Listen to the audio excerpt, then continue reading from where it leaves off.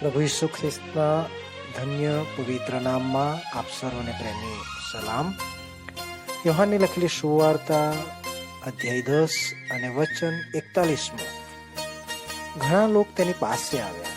તેઓએ કહ્યું કે યોહાને કઈ ચમત્કાર કર્યો નહોતો, એ ખરું, પણ યોહાને એને વિશે જે કહ્યું તે બધું ખરું હતું. યોહાન બાપ્તિસ્મા આપનાર તે જ હતો જે પ્રભુ ઈસુ ખ્રિસ્તની ઓળખ આપતા કહે છે કે જુઓ દેવનું હલવાણ કે જે જગતનું પાપ ઉઠાવી લે છે. લોહી વેવડાવ્યા સિવાય પાપની ક્ષમા મળતી નથી. પ્રભુ ઈસુ એ જ દેવનું હલવાણ છે, જેના વેવડાવેલા રક્ત દ્વારા તે મનુષ્યના પાપોને માટે પ્રાયશ્ચિત ઠરેલ છે. પ્રાયશ્ચિતનું હલવાણ અર્થાત પરમેશ્વરના ક્રોધને શાંત કરનાર અને તેને પ્રસન્ન કરનાર. તે નિર્દોષ નિષ્કલંક હોવા છતાં પણ તે મનુષ્યના પાપનો બોજ ઉઠાવીને વધસ્તંભ પર બલિદાન થયા.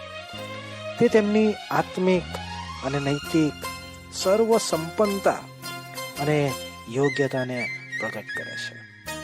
તેમનું બલિદાન સઘળા મનુષ્ય જાતિનો ઉદ્ધાર કરવાને સક્ષમ અને સંપૂર્ણ છે.